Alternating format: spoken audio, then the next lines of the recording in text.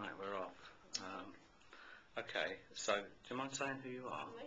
My name is Wright. I work at Aberystwyth University. I am the e-learning development officer in the university, and I also currently chair the Blackboard Wales user group, which is where I have the most experience of using video conferencing. So how much experience of video conferencing do you have? I've probably been using video conferencing in one way or another for about 7 or 8 years. I have a little bit of experience of teaching people how to use video conference, but mostly I am using it at the moment to contact colleagues around Wales. I don't have a lot of experience of international conferencing. Most of it is based in Wales. Okay, so can you tell us a little bit about what you think, for what kind of meetings video conferencing works well, if there's a particular kind of meeting or particular activity? Okay, I have been using video conferencing for a range of different meetings, from sort of large-scale user group meetings down to just contacting colleagues, particularly in Bangor and Glamorgan, for working on projects where we need more than a phone call, but it's not really worthwhile getting together physically. What works is that kind of quick meeting where you want to talk about something, maybe with 2 or 3 people rather than just one person on the phone to one other person, where you might want to look at things together. And I think it adds a more human element to those kind of conversations.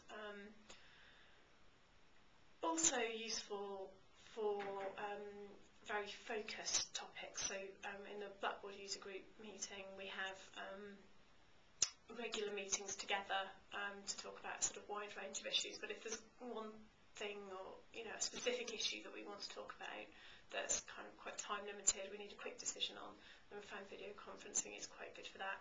And I've done that on a couple of occasions. One to do with developing Welsh language interface to Blackboard, and recently to talk about training. So it's been very focused. It's been an hour just discussing the issue. We haven't sort of had a more wide-ranging discussion as to come up with a decision, get everybody involved, and then move on from that and actually do the work.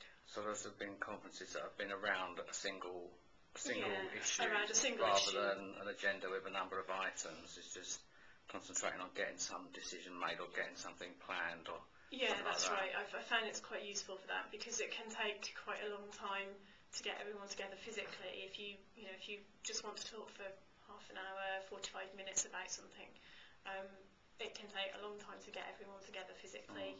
And the travelling involved means you take a whole day out of a lot of people's schedules. Whereas if you just want to put 2 or 3 options on the table, which one of these are we going to do, and who's going to do it?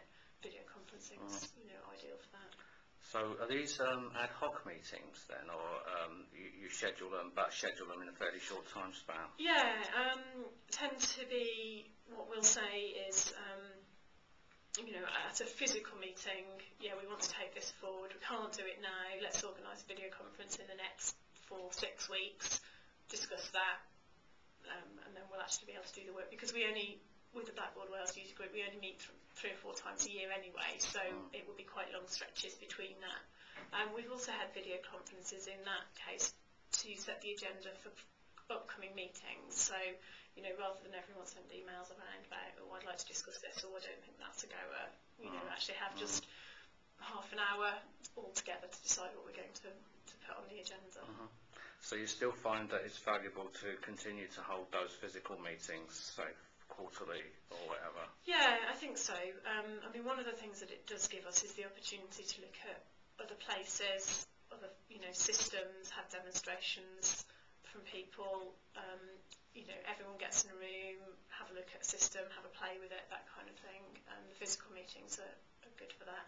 And I think, and I'm sure a lot of people say this, that the networking opportunities in a physical meeting are quite valuable. Having a chat and a cup of coffee are quite valuable, and it's quite hard to replicate that in a video conference unless you're really skilled, I think, in leading a video conference. Okay, so in a way, you told us what you think works, and to you've said what